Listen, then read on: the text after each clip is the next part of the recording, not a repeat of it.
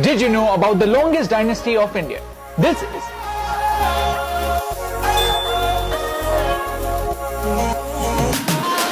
the Mughals, the Mauryas, the Marathas. We have studied them in our textbooks because of a very good reason. They were great empires. But there is one empire, one dynasty that our textbooks completely ignore.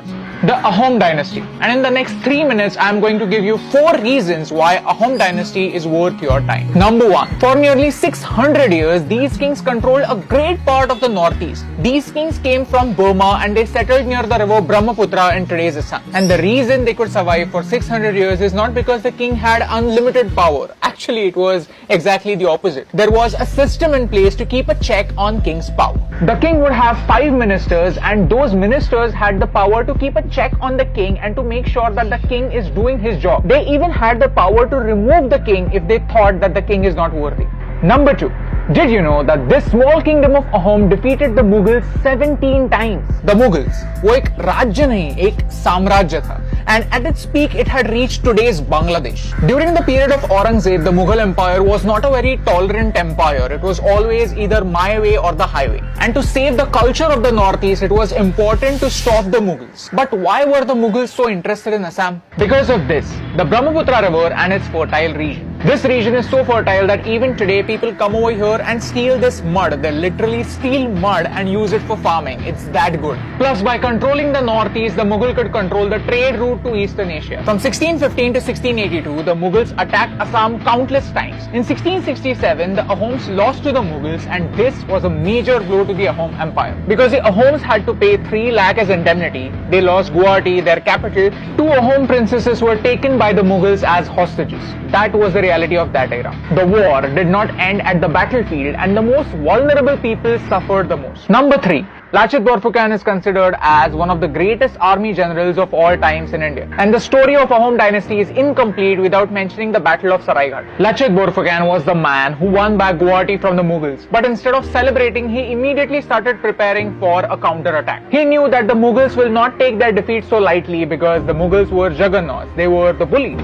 So the Mughals came back with 30,000 infantry, 15,000 archers, 18,000 Turkish cavalry, 5,000 gunners and over 1,000 cannons. On a regular battlefield, defeating an angry Mughal force was next to impossible, but Lachit Borphukan was very smart. He used the geography to his advantage. He forced the Mughals to come in the river and the Mughal navy was their weakest link. For the Ahoms, the terrain became their biggest weapon. During the battle, at one point of time, Lachit Borphukan fell terribly ill and that brought down the morale of the entire army.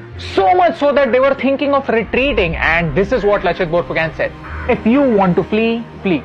The king has given me a task here and I will do it well. And they won the battle. He didn't fight for religion, he didn't fight for his leaders, he didn't fight for glory, but he fought for his land and he fought for his people. That's his greatness and his greatness is celebrated in Assam every year on 24th of November as Lachit Divas. Best cadet of NDA is given a gold medal in Lachit's name.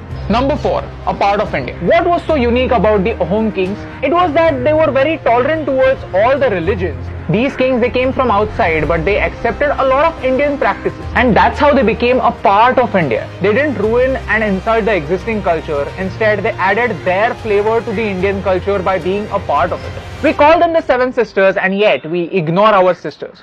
Their railroads, their floods, their incomplete bridges are their problems, right? You may not believe it, but racism exists in India. People from the northeast are a constant target.